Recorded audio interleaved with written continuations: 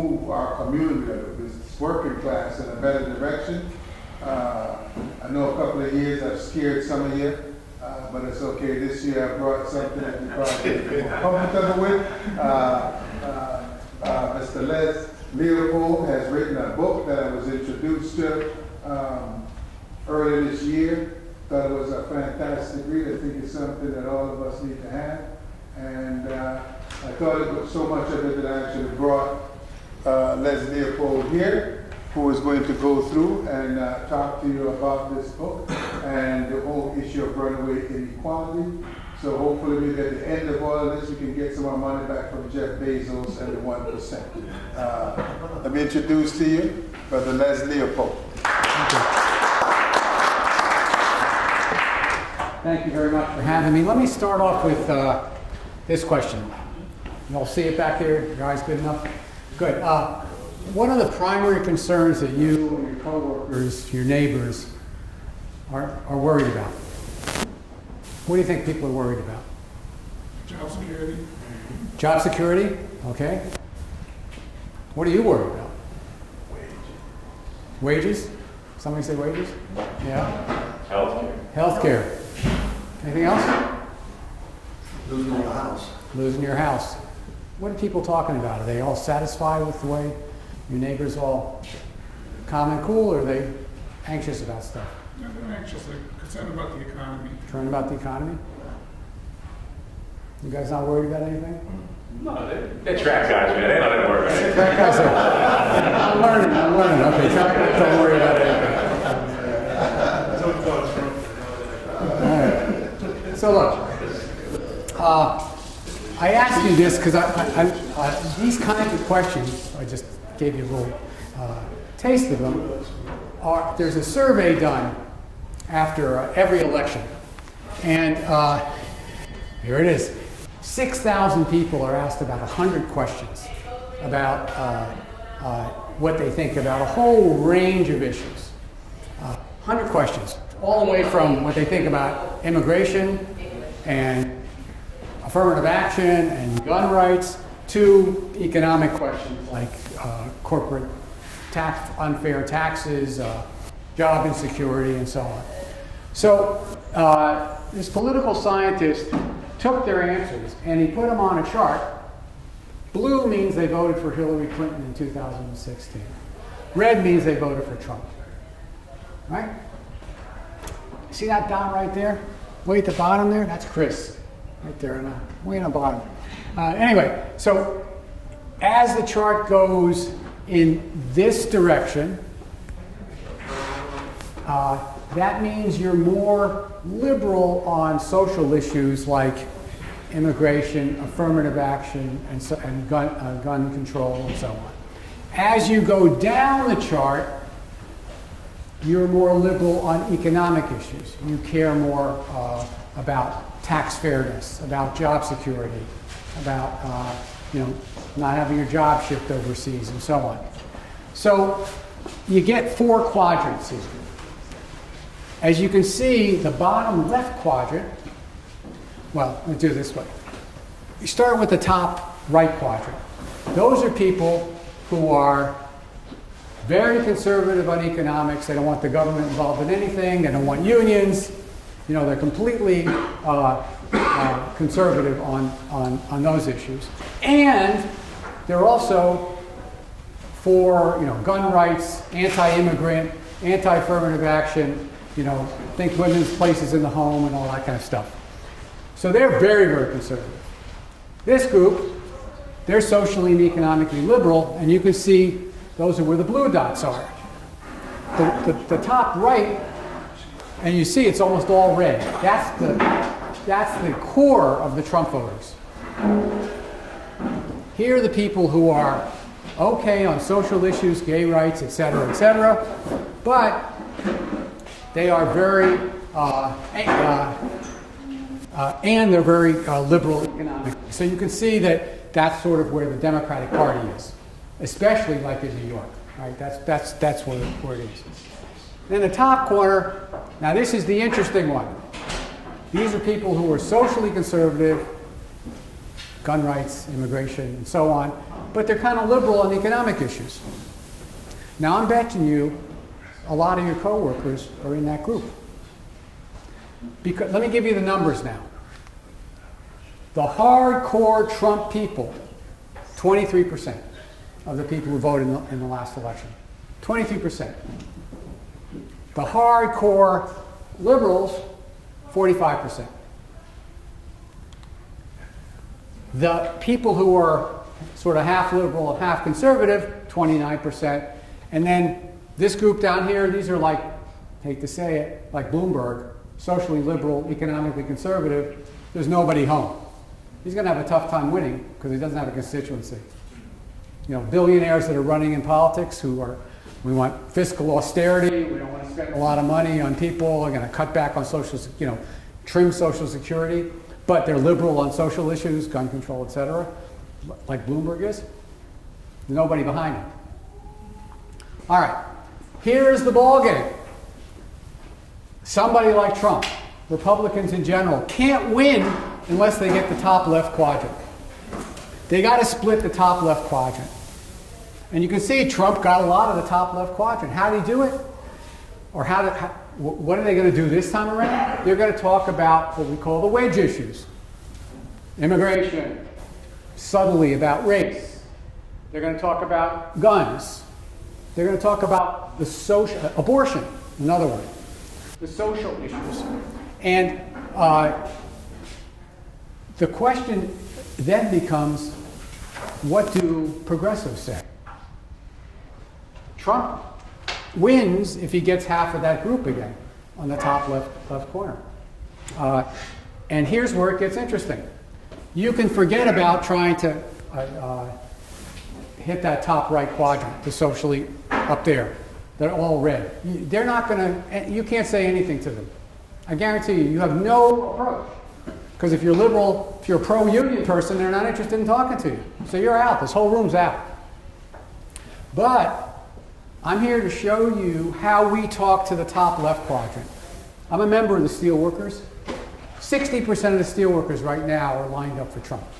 But we can talk to them. Because they're in the top left quadrant. They voted for Obama, they like Bernie Sanders, and some of them voted for Trump. We can reach them. The question is how. So I'm going to take you, we think runaway inequality is the way you can talk to people who are in the top left quadrant. You don't have to talk to the people in the bottom left quadrant. They're already there. They're not going anywhere, especially in New York. But in the top left quadrant, your union as a whole across the country, that's a very important quadrant. So I've been asked to talk about this at your national convention, and we're moving this all over the country. All right, so here's how we start. We're going to look at the pay gap between the top 100 CEOs and the average worker. So let me ask you a question. For every $1 we earn, what does the top CEO on average earn? What do you think? For every $1 we earn, they earn how much? 1,000. How much? 1,000, okay? Up? More than 1,000. Anybody less than 1,000? All right, this question was asked on a survey, also to a lot of people. And in general, survey's a couple years old. In general, people thought the gap was somewhere between 40 to 60 to 1.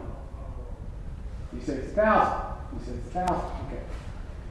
What would you want it to be? They also asked that question. For every $1 you earn, what do you think a top CEO ought to earn? What should they earn? You gotta have an opinion on that. Probably 2 or 3. $2 or $3, okay? They're doing more on the top level, so maybe $10. $10, okay? Anybody else? I mean, it's a fair question. They had a, 1,000. what? So let's stick with the 1,000. You want them to earn 1,000? Yeah. You want them, okay. You want the CEO to earn 1,000 to your dollar? Okay. I might be a CEO. That's possible. That's why we can't win. Yeah. All right, so in that survey, they found that a strong Republican said 12 to 1, and a strong Democrat said 5 to 1, for an average of 7 to 1. I don't think anybody said 1,000 to 1, but I'll have to look at the raw data. It's a couple of years old. All right, so now let's take a look at what it really is. Remember I said that people thought it was 40 to 60 to 1? That's exactly what it was in 1970, 45 to 1. Here's what's happened since then. In this decade, it's 841 to 1, so whoever said 1,000, that's close enough. Congratulations. Chris will give you the door prize later. All right, now, how does this compare to the rest of the world? Here are a bunch of countries from the US to Poland, Sweden. Here's the US. Here's everybody else. So we're way out there. That's something we lead the world in. We have the biggest gap. Now, if this was just a problem of paying the guys at the top and it doesn't matter, you know, who cares? If we're getting ours, why do we care what's going on at the top? Well, it turns out that it does matter. We now, this is from the Federal Reserve. You can't get more straight than the Federal Reserve. They say that in 2017, 4 out of 10 adults can't handle a $400 emergency. Now you think about that. Could you live without being able to handle a $400 emergency? I mean, think about it. You could just blow a tire or two, and it's $400. They have to sell something, or borrow the money, or go into debt. 40% of the country can't handle it. So there's something. It's not just like the people at the top are getting their money and everybody else is doing well. All right, so this is going to be the most complicated chart and the most important one. So I really need your attention for this one. Put those phones down. It's in the book, by the way. The reason it's complicated, there are 2 lines on it instead of 1. This is productivity since 1947. Anybody have any idea what productivity is, how it's measured, what it means? Have you heard the word before? Oh yeah, every working person's heard the word productivity, right? They want more of it out of you, by definition. It's measured in the following way. They add up everything we produce, and they divide it by the number of hours that we work. And they have good numbers for both of those. And so, right now, we're producing roughly 3 times as much per hour as we did in 1947. And there used to be, 70 million workers, now there's like 130 million workers. So we produce a lot of stuff, a lot of goods and services. The wealth of a country is largely measured through its productivity. That's how you can really tell how a country's doing. If productivity is flat, they're in trouble. If it's going down, they're in big trouble. And ours has been going steadily up since 1947. There are some years where it goes flat, etc. Now, everybody with me on this? All right, raise your hand if you're falling asleep, okay? The next thing is what's the relationship between our pay and productivity? This is average weekly wages of the non-supervisory and production worker. I know some of you guys are supervisors, but because you're in the union, you'd be in this thing too. From 47 till the mid-1970s, every time productivity went up, so did the average weekly real wage. This is after you take out the impact of inflation. And those of you who are my age, maybe a couple of people here, maybe nobody here, if you can remember in the 50s and 60s, the standard of living was going up for the average working person of all shades and denominations. There was still a gap between black and white, but it was going up because of this average weekly wage going up with productivity. I was taught in graduate school that this was an iron law. It had to happen. That if wages went above the line, inflation would bring it back to the line. If it went below the line, corporations would bid up the price of labor and put it right smack back on the line. They told us, forget about unions, they're not important. This is what's important, productivity. Okay, no sooner did I graduate, that iron law that they talked about, somebody repealed that iron law, because watch what happened. The average weekly wage actually has gone down since its peak in 1977, after you've taken into account inflation. Now, you're lucky. You got a union. you're not on that line, but you're not on the bottom line either. You're off that bottom line. Thank goodness. And I know all of us in the union should count on our blessings for being able to get off that line. But there's a big gap between those. This is the average, and that includes you. You're pulling the average up, right? And there's a lot of people pulling the average down. The gap between that two lines, here's a little exercise for you. Think about your pay stub, right? What you get each period. Double it. Double it. That's where it would be. It would be doubled had you stayed on the line. In a lot of countries in Northern Europe, it's almost doubled. I do a lot of traveling every summer in that area of the country. And let me tell you, people are living pretty well. You know, they used to be way behind us. They're not way behind us anymore. You know, I call it 50 shades of middle class. You don't see much poverty. You don't see super big wealthy people. You see a lot of good, well-heeled working people. Now, the gap between those two lines in 1 year is $3 trillion. So if anybody tells you we can't afford universal health care, we can't afford pensions, we can't afford put money in infrastructure to fix up the railroads, all they're saying is somehow the money's disappeared. Because it's there. Question is, where did it go? Jeff Bezos' pocket. And then some. All right, so why did those two lines pull apart? They didn't teach us that in graduate school. Any ideas? What happened? How come all of a sudden working people aren't getting the money? I mean, this is a gigantic change. This is not some little thing. Because they're giving it to the CEOs. You just proved that. Well, yeah, but all of a sudden we decide to give it to the CEOs just like that? Deregulation. Deregulation? Who said that? Stop, you gotta. All right, yeah, there's a lot of possible reasons. And technology, there you go. These causes were tested by a group called the International Labor Organization, ILO. It was set up in the 20s to basically produce information about working people all over the world.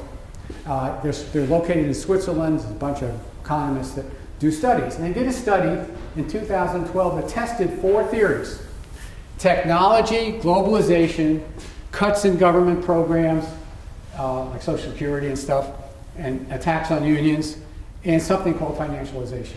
And they tried to figure out, why did the wages stay flat and go down? Why did that happen?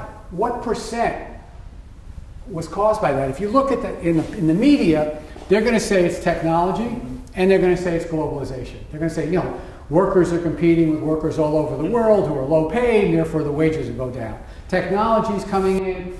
You hear presidential candidate Yang talk about this all the time. Technology, AI, you know, taking away everybody's job, wages are going down.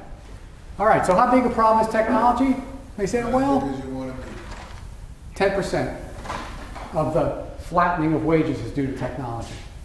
How about globalization? You hear so much about that. 19%. The reason we hear so much about this is basically, if those are the reasons, there's nothing you can do about it. You can't do jack shit about technology. You can't. What are you going to do? Globalization, you see how that's working out. You're going to really stop trade? Ain't going to happen. You know, countries trade, people trade. Since the beginning of time, people trade. Because every day I play, people act like it's a new thing. Yeah, it's been going on for a long time. So the media focuses on that, because then you can throw up your hands and you say, well, you know, there's millionaires and billionaires and there's nothing you can do about it. It's just the way it is. Well, how about cuts in government programs and cutbacks in unions? That's a big problem, 25%. But the biggest one is something called financialization. Now, this was embarrassing to me because I'd written 2 books on finance. I didn't know what they meant by that word.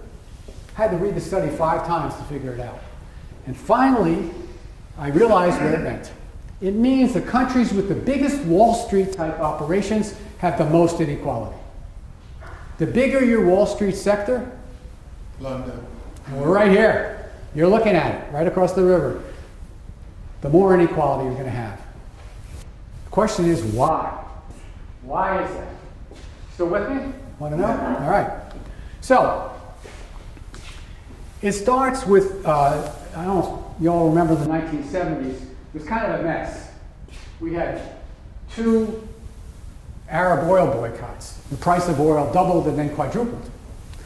We had unemployment and inflation at the same time because oil was used in everything in those days, everything, as energy. So when it went up, all the products that were made went up. So we had inflation, we had unemployment, and people didn't know how to, the politicians did not know how to deal with it. And so they turned towards these economists at the University of Chicago, led by a guy named Milton Friedman. He said, we got the answer. And they listened. The answer was kind of interesting. What they said was, get the government out of the economy, and the economy will flourish. This is, who said deregulation? Somebody said that. Yeah. And so they had a plan.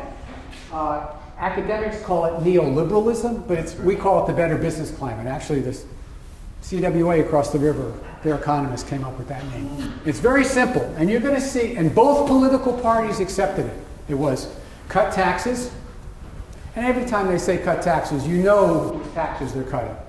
Mostly taxes on the wealthy, because they take their money and invest it, you'll take your money and blow it. Right. So they cut taxes, cut regulations, and by the way, when you hear somebody say deregulation, the biggest regulation is you.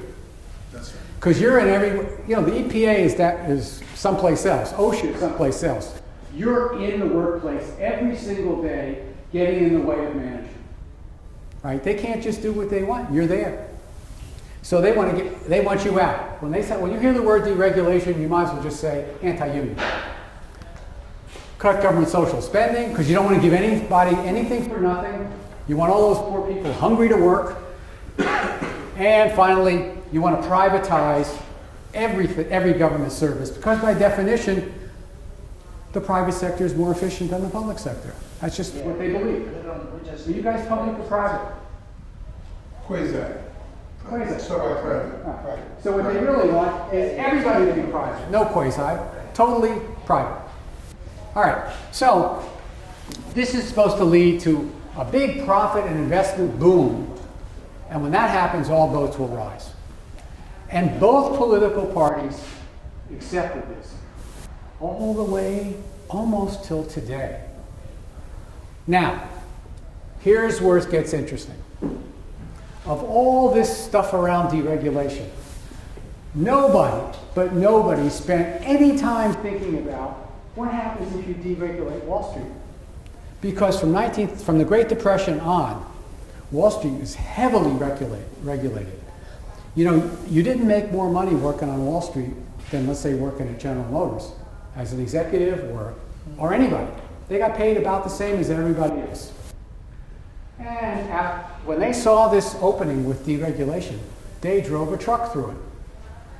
Not a Teamster one. They got very hungry for deregulation. And nobody paid any attention to it, because we're taught in graduate school that finance doesn't matter. This was back then.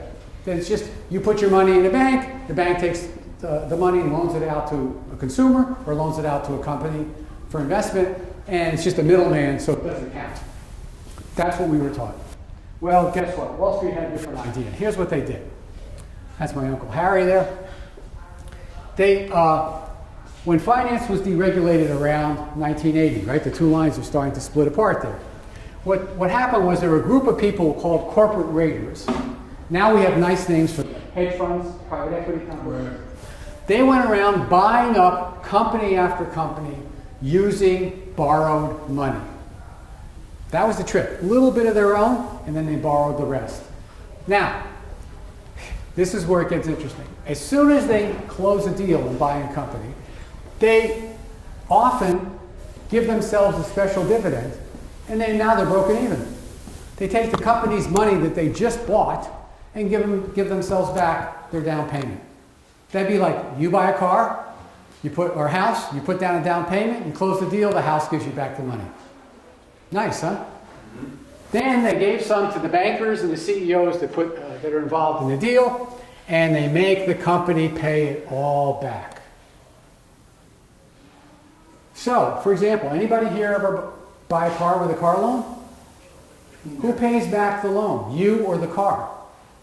If you bought Hertz or Avis, you get the car, and the loan that you took out to buy the car, you give it to Hertz and Avis, and they pay back your loan.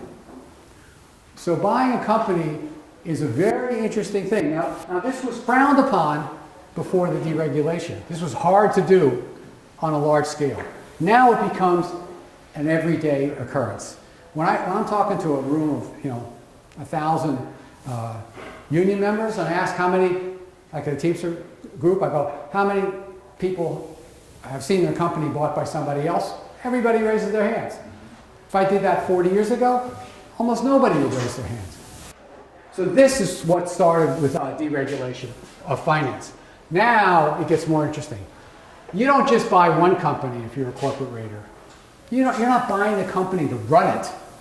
If I bought your private, what company is it? Brown Management, real estate company. Real estate. If I bought the real estate company, I'm buying it to make money, not to run it.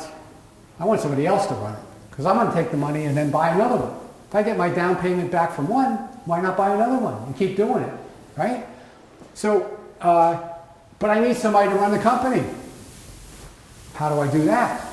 I have to realign the incentive of the CEOs so they will do what I need them to do. And what I need them to do is make the value of the stock go up.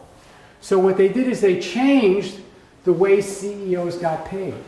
They gave them more and more stock incentives and stock options so that all they cared about was the price of the stock. And these are the top 500 executives in the country from 1992 on, and now they're getting, on average, almost $30 million a year in stock incentives.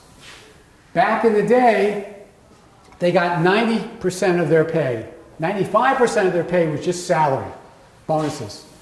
And only 5% were stock incentives. And now, salary and bonuses is 15%, 85% are stock incentives.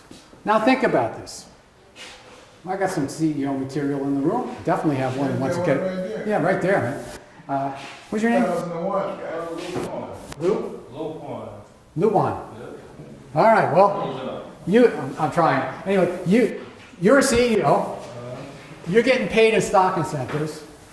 And you go to work every day. What are you going to do? What's your number one goal? Make money.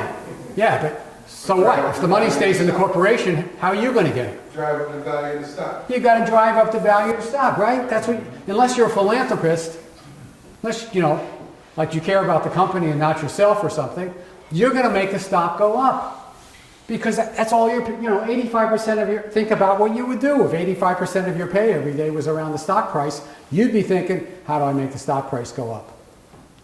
How do they? How do they do it? Any ideas? Well, you would think they would want to drive up the productivity. That might help. Any other ideas? Cut jobs. Cut jobs, good. Mechanize, automate, yeah. How are you going to get rich? How are you going to get to it? What are you going to do? All right. Here's where it gets interesting. Here's the ball game. Here's the ball game. They figured out that the easiest way to make a stock price go up was to manipulate the price of the stock, which was illegal until 1982.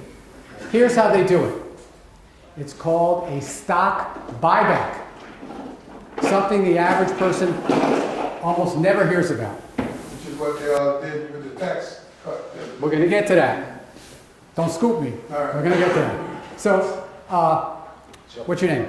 Lewis. Lewis and I own $1 million company. It has 2 shares, equal shares, $1 million company. How much is each share worth? 500,000. Lou buys me out.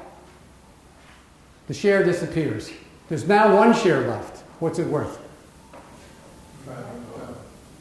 2 shares, we reduced it to $1 million company, 2 shares, each was 500,000.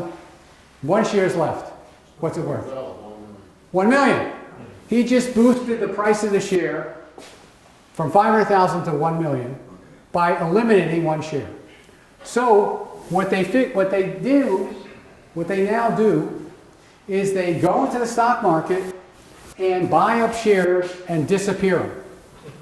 So all the shares that were there before, there's a smaller number of shares. So every share is worth a little bit more. The company hasn't changed. So each share is worth a little bit more. Plus, if you go into the stock market and buy millions of shares, people are only going to sell them to you if you bid up the price a little bit. So they bid up the price that way too. So as soon as they announce a stock buyback, the price of the share jumps up. And if you happen to be a CEO or a corporate raider, guess what? Even though you're not supposed to know, you know exactly when they're going to do it, and you buy before they do it, and you sell afterwards. And that's how the corporate raiders and CEOs get filthy rich on stock buybacks. Let me show you, this was a limit back before 1982, before deregulation. Only 2% of corporate profits could be spent on stock buybacks. Only 2%. Watch what's happened since. Today, actually, the number's gone up again. We're at 65% of all corporate profits in the whole economy get spent not on plant and equipment, not on automation, not on worker training, not on health and safety. It goes to stock buybacks. Hundreds of companies, actually over 1,000, spend more than 100% of their profits on stock buybacks. How do they do that? How can they spend more than 100%? How do you think they do it? Borrow. And who pays back that loan? The company. The company.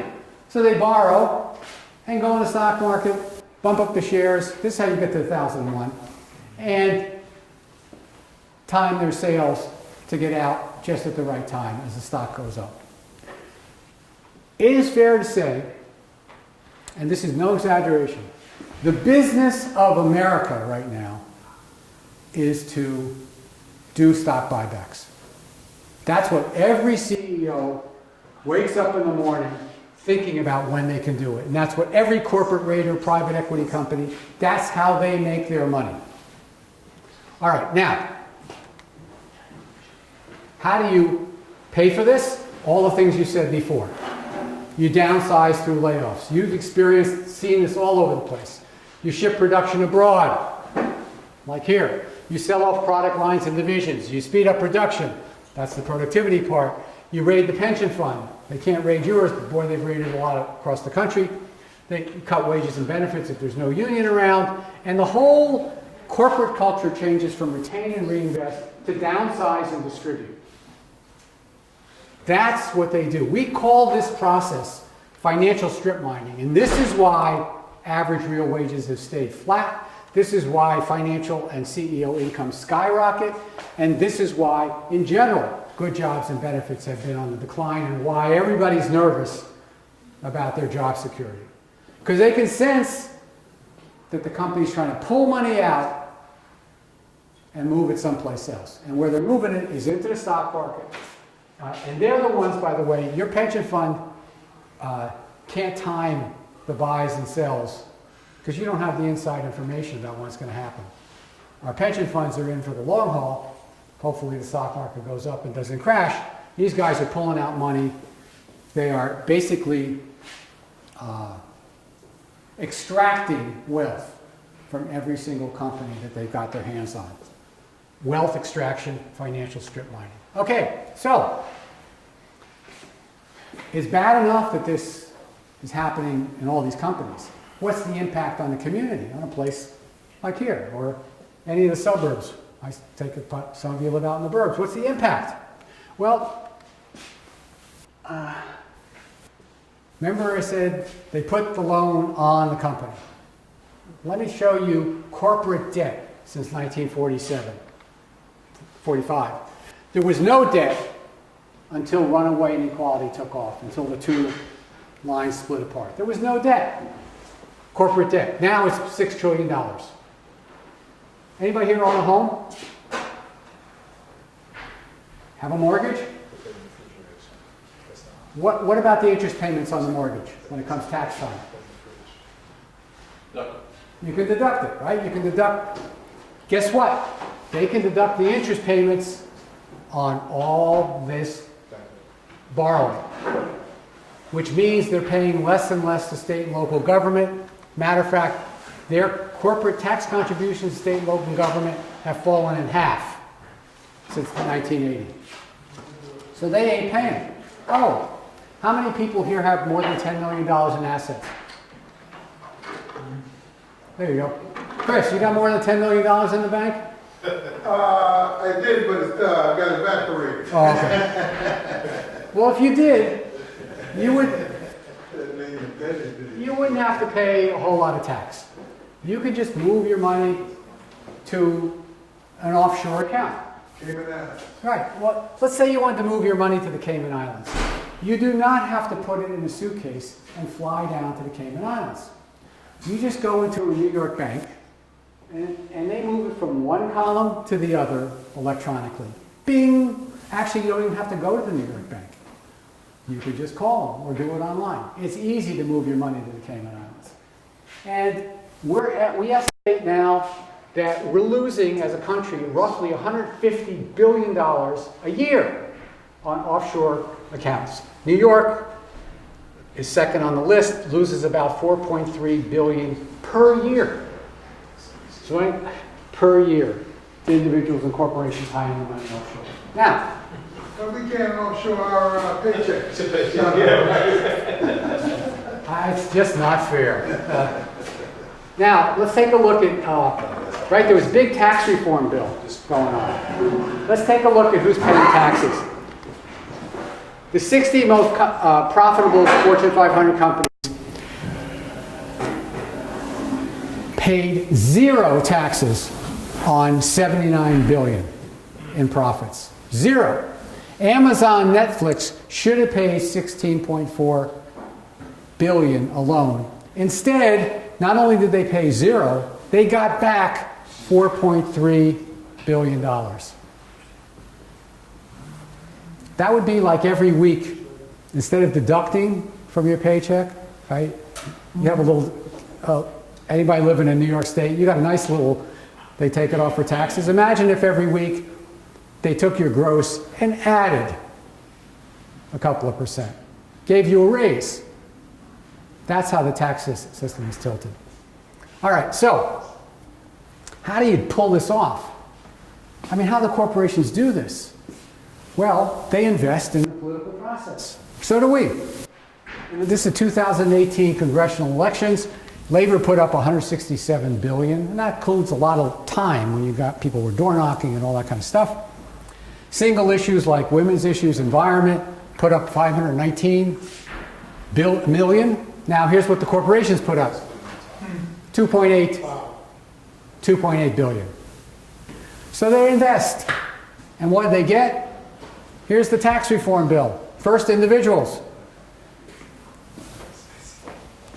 Here's the income below 10,000.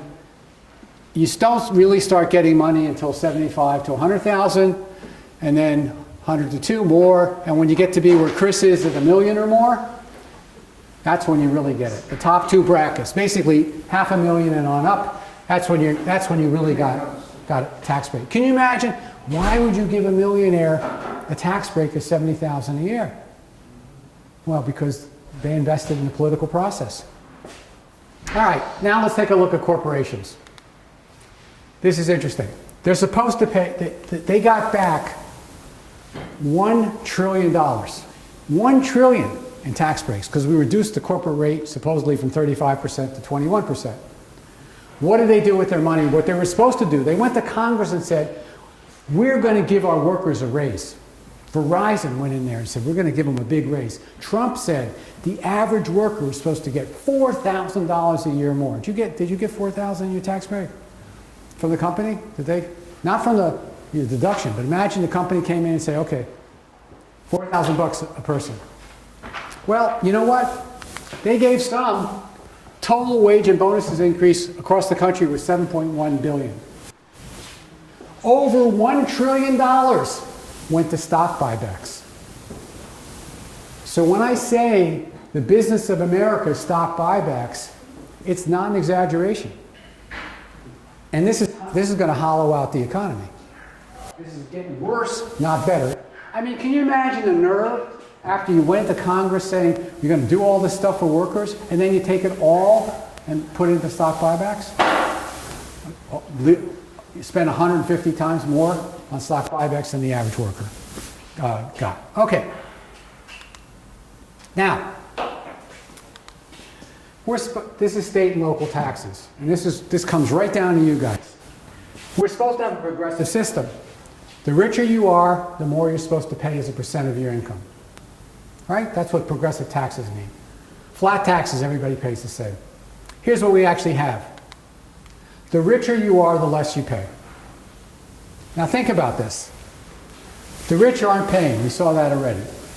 The poor can't pay anymore. So who's got to pay? You. So there's all this pressure on middle income people. Every time there's a tax rise, middle income people know they're going to pay. Poor can't pay, rich don't pay. We're going to pay. So there's this pressure never to raise taxes because we know we'll be raising them on ourselves. So as a result, we don't have money for schools, infrastructure, your railroads, whatever. You should live where I live on the Montclair Booten line. Whoa. That place, it's a nightmare. They say they don't have enough conductors. How can they not have enough conductors? Engineers. I mean, something's wrong. Anyway, now, we're getting to more interesting parts here. Still with me? Yeah.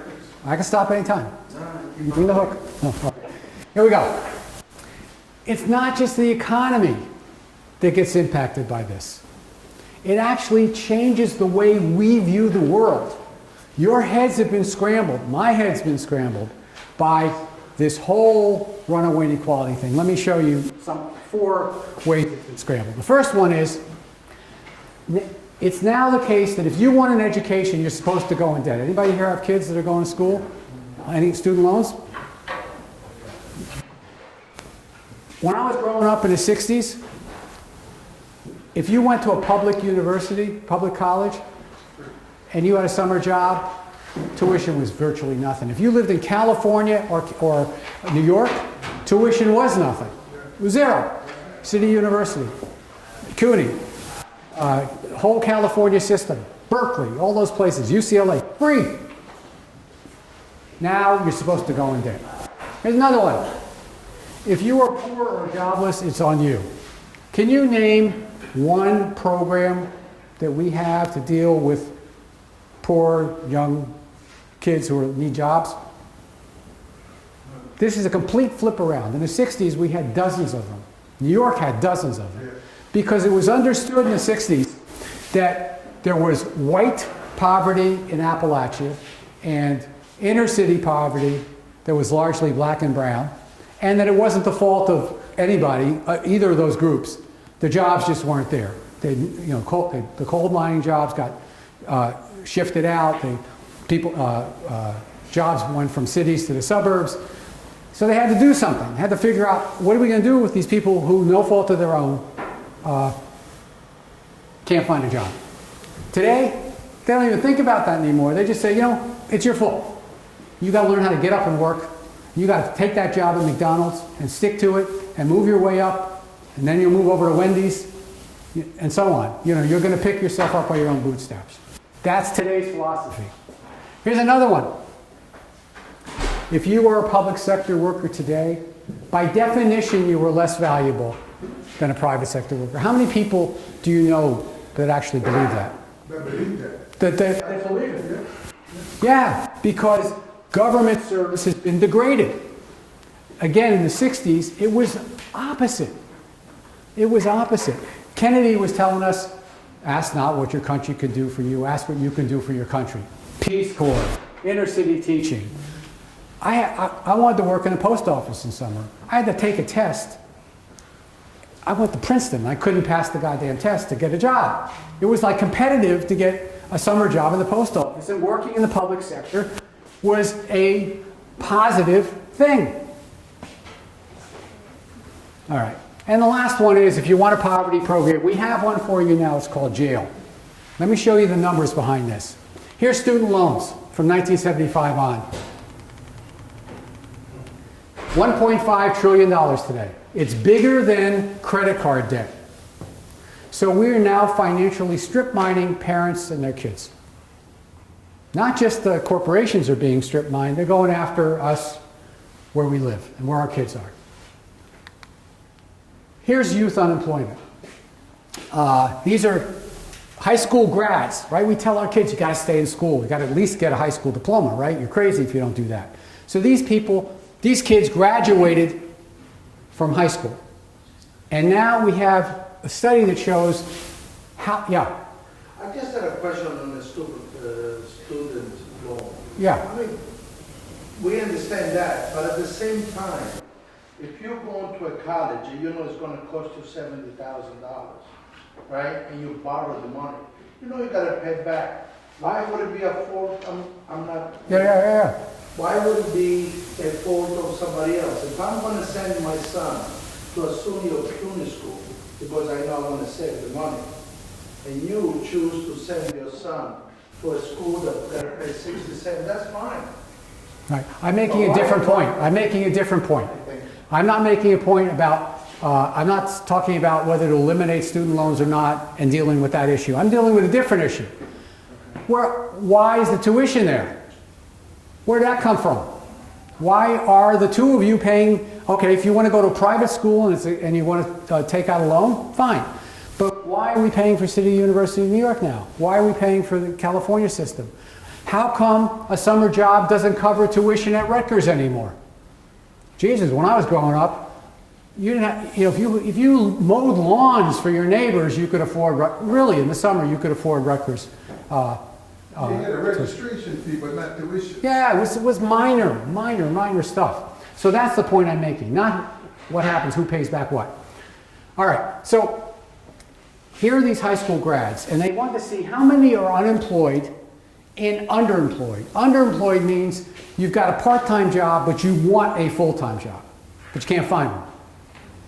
So they did it by these three groups. Here are the African-American kids. 51% in this study of high school grads were either unemployed or underemployed. Latino, 36%. Anglo, 33.8%, almost 34%.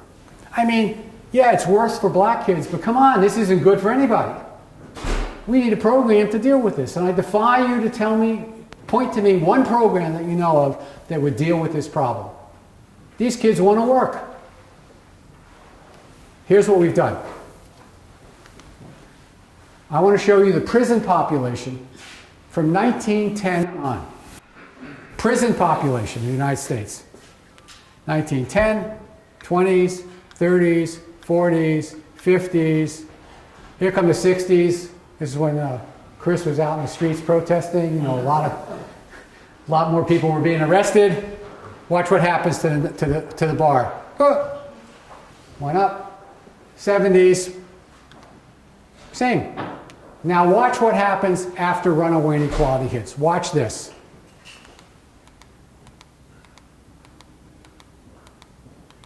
We have the most prisoners in the entire world. More than Russia, more than China, and we have the highest percentage. Watch this. Here's the United States. For every 100,000 people, we have 670 in prison. This is where we're warehousing our young people. Most of the people that go into prison are poor. By the way, most of them are Anglo. Now, we got another problem.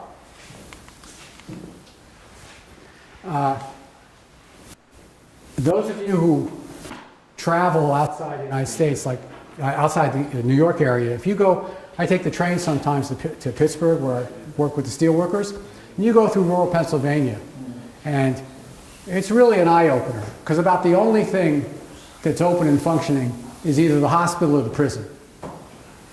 All these factories are gone. And these rural communities are suffering. And at first I thought, oh, this can't be. There can't be a connection with drug overdoses and runaway inequality until I actually saw the numbers. Right? Everything sort of, the lines pull apart, 1970s, 1980 roughly. Here are the opioid deaths. Deaths since 1980. From 6,000 to 70,000 a year. They call these deaths of despair. This is what's filling the vacuum of the wealth being sucked out of America. This is the other side of it. This is what gets left behind. I don't know, are you seeing a drug problem? All right, now, let me dive into race a little bit, always a touchy subject. But you remember Michael Brown in Ferguson, Missouri? Right? Sort of started the Black Lives Matter stuff. Got killed by a cop. We don't really know what happened. But there was an incredible report done by the Justice Department back then, by Attorney General Holder's group. And they looked at the 21 counties around St. Louis, of which Ferguson was in one of them. And they said, 21 towns. And they said, well, how do these towns raise their money? Well, they found a certain percentage of the income came from fines and forfeitures. How many people here ever got stopped for a traffic ticket? And they want to give you points, but you can get out of points if you go to the courthouse, you pay that little extra, right? Well, that's income for your town. And your light that's out. Or maybe you're behind on your child payments. When you come into court to pay one thing, they catch you for something else that you owe. So they like to bring people in. And it was about, in general, it was about 7-8% of a revenue of all these towns around Missouri were from fines and forfeitures. But when the economic crisis hit in 2008, 7-8, which by the way was entirely a financial crash, Wall Street greed crash, that's another story I can tell you about. Ferguson and these other towns had to raise more money. Here's how they did it. They went from 7-8%, they doubled it almost to 13%. They told the cops, go out and get more money. And we don't know what happened with Michael Brown, but we do know that the cops were looking for more people to bring in. They estimate this is going on in thousands of towns because the rich aren't paying, middle class doesn't want to pay anymore, so they have this kind of secret way, quiet way of raising more money. That's a big jump when you double it. You're looking for trouble. Okay, we're getting at the end here. So, what do we do about this? Two things, there are two takeaways from this. One, runaway inequality will not cure itself. Unless you believe in the tooth fairy, there's no magic pendulum that's swinging back and forth. Any day now, wages are going to go up, and it's going to be a fairer society all by itself, because it's like a machine. We were kind of taught that for years and years and years. Guess what? It's going in one direction. If it's a machine, it's crushing us. If this is true, which I think is true, it leads to a second takeaway, which is a little bit shocking. It's going to take a mass popular movement, the likes of which we've never seen in our lifetimes, to turn this around. So you can either be depressed about that or want to engage in it. Because if it won't cure itself, we have to cure it.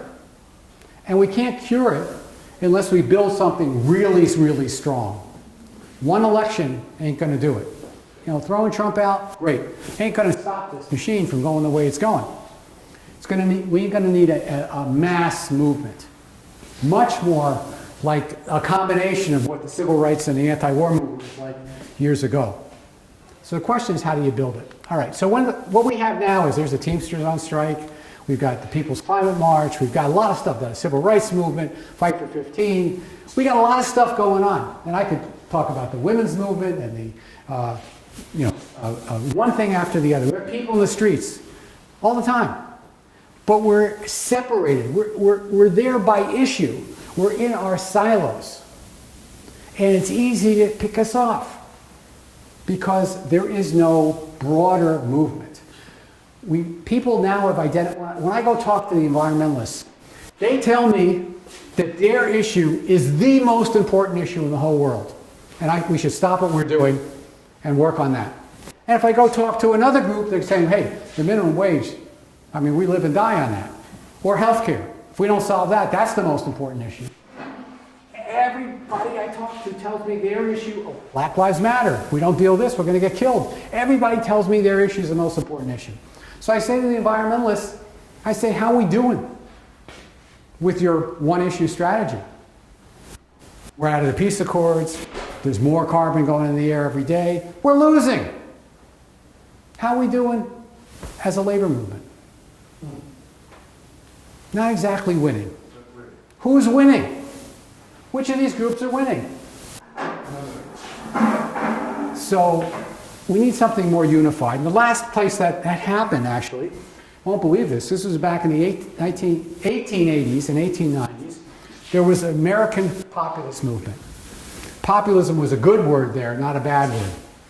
And these were small farmers, black and white, who were getting absolutely screwed on their loans by Wall Street. So they rebelled. And they wanted a cooperative system. They wanted public ownership of the railroads, the telegraph. They wanted cooperatives to own the grain elevators and the stockyards. So they built a hell of a movement. And they set the basis for what later became the labor movement. They raised all these issues for the first time. And they actually were working with the labor movement. This was a big thing. And the way they built it is instructive to us. They went out and they educated and they organized. And when they were done doing that, they organized and they educated. They put, in the 1880s, 6,000 educators in the field, telling their version of this story that you just went through. It was different then. There weren't stock buybacks, but there was a ripoff going on. And they explained it to people with 6,000 people. So I figure if we want to do the same, we're going to need approximately 30,000. And I'm standing in front of you right now to report we only need another 29,500. You're supposed to laugh when I say that. Okay.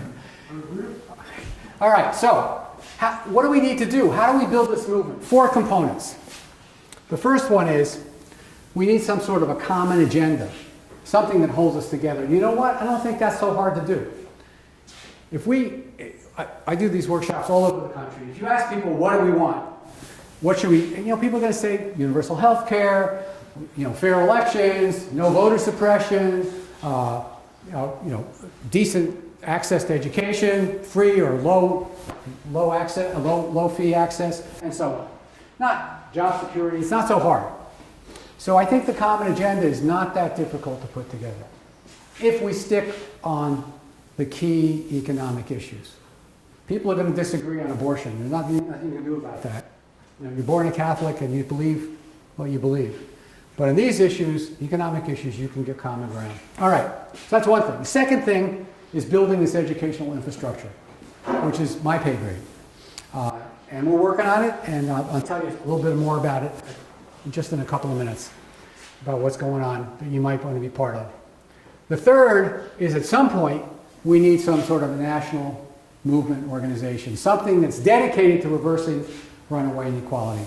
I think there are 20, 30, 40, 50 million people that would give $25 or $50 a year to be a member of that organization. I'd like to be able to walk into any town in this country with my runaway inequality card and say, I'm here, I live here now, I want to help. And I think people would be interested in doing that. Organizing it, though, is very, very hard, over my pay grade. But I'm convinced we're going to have to do this at some point. Otherwise, we're not going to be able to unite the silos. In the meantime, we build the educational infrastructure so that people want to do this. But here's the hardest one. The hardest one is our head. We're so used to having that identity of an issue. I'm labor, I'm environment, I'm this and I'm that. That we're not thinking about building a movement. We're just thinking about building our movement. So that requires, What's the side of those two? That's what I'm getting to.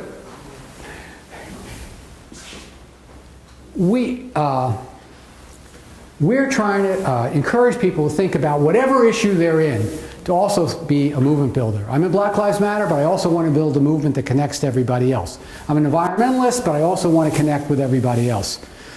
And the word silo buster came out because a CWA guy, young guy, who had gone through our program and had actually became a trainer himself, was at a big this thing called Justice Works conference up in Albany. 600 people there. He's in a workshop of about 150 people, and he said, "You know what? I think we ought to all become silo busters." And he gets a standing ovation. I mean, the kid never spoke in front of anything before. He was passed out. So that word, you know, he's sort of took off from there. But I don't want it to be negative. I want it to be positive. I'm not saying you should stop being a labor activist or environmentalist or civil rights activist. No, no. I want to add something to that, which is looking for the connections. Because if we don't build something bigger, they're going to pick us off issue by issue, group by group. We're going to lose. And I don't have to tell you the peril that we're in right now. I mean, we could lose it all. We could lose the whole idea of democracy. So You gotta be like quilters, putting these pieces of cloth together, stitching them absolutely. together to make it. Yeah, but you can only do that if you have that identity that says, I'm a movement builder. Wherever I am, I'm a movement builder. So what we're trying, well, here's where we have trainers right now, not including some of the unions. These are people that wrote into us. We have a website, runawayinequality.org. They wrote into us and they said, we want to be a trainer. Get us trained. But our flagship, and this is what's critical for you guys, this is why I'm really here, is the Communication Workers of America bought into this program 3 or 4 years ago when I was first writing this book. We're in the 3rd edition right now. There's 60,000 copies in circulation. Unfortunately, all the money goes back into the project. Dumb me. I gave the royalties to my organization, but that's good. It's easier for me to move the book that way. And we've trained in CWA, there are 60 rank and file trainers, like stewards, who are trained to do what I just did in a non-lecture small group format. We have a curriculum. They walk people through it. It's very exciting. It takes more like 7-8 hours, covers a whole range of issues. Basically, the core of what's in the book. But we train people in this methodology. It takes 2.5 days, roughly 2 days, 2.5 days to be trained. Those 60 people, in pairs of 2, go out and train 1,000 CWA members every year who get paid release time for 1 day to go to the course. So the CWA invests close to $1 million a year to keep those 60 trainers trained and to take people out of work. Why do they do this? Well, at the end of every class, there's an action item. So what are these, movement builders going to do? Well, right now they're focusing on certain labor rights issues that are going on in Congress. Sometimes they're focusing on Wall Street issues or a particular bill, state bill, or national bill. So they focus it. Now, we've been talking to the Teamsters, your national office, about this. That's why they brought me in to speak at the Unity Convention and at the headquarters. Unity Convention out in Las Vegas, and then the headquarters for the political activists. They're really thinking about this program.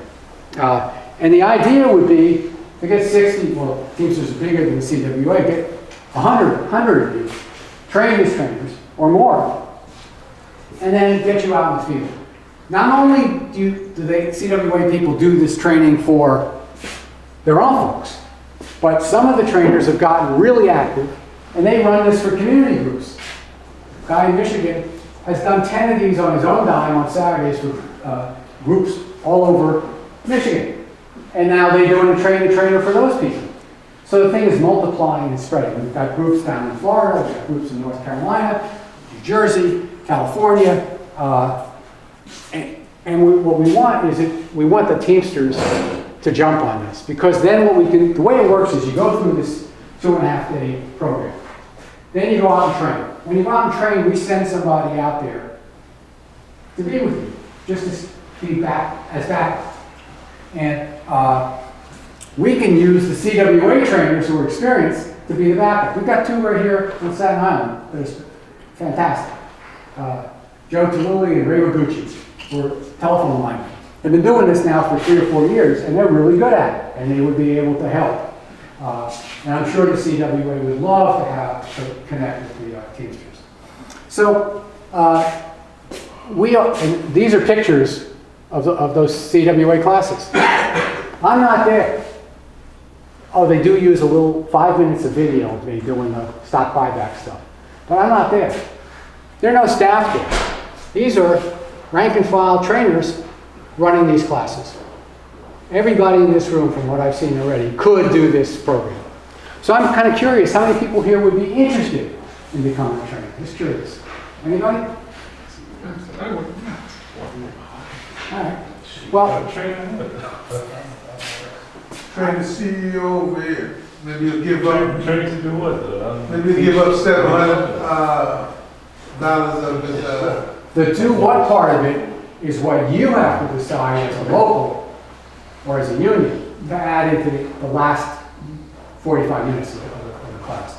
You have to add that piece. We'll help you design it to make sure it works, but you have to decide what you want to engage the membership in. Is it a contract fight? Is it a piece of legislation in the state? Is it some national issue? Is it a political campaign? That's for you to decide. But what we're finding is I'll leave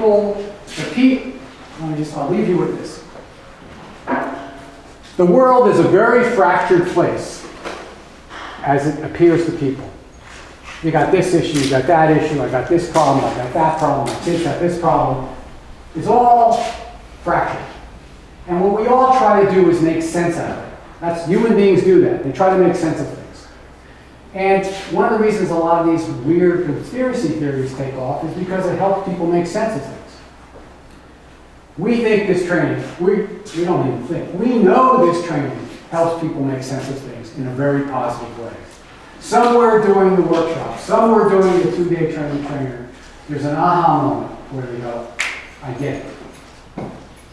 And the world looks like a different place. And people come out of the training more empowered to act because the world makes more sense. They know who's screwing them, they know how it works, and they start talking about how to do something about it. One piece of the training, and then I'll stop, is pretty near the end.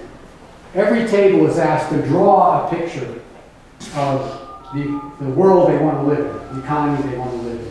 And it's really, I thought this was going to be totally hokey. These other two gals that I work with came up with it. It's amazing what people draw. I got turned around on this. They draw a picture of, where they want their schools or healthcare. They draw these incredible pictures of a better world. A world that we would be really happy to leave our kids with. And so they get an up. Instead of all this negative stuff, they get an up. They've started to construct this other world. So that's where the training takes somebody. Takes them to some place they have not been for a long, long time. So, really, other than Chris's good salesmanship, I wouldn't be here. I wouldn't be bothering talking to you unless I thought that building this kind of structure could make a real difference, not just in the Teamsters, not just in the labor movement, but to move us to that next step of how we build a movement to actually make this world a whole lot fairer for us and our families. So I leave you with that positive note, I hope, for the Christmas holidays, and maybe we can get something off the ground in this area. Thank you.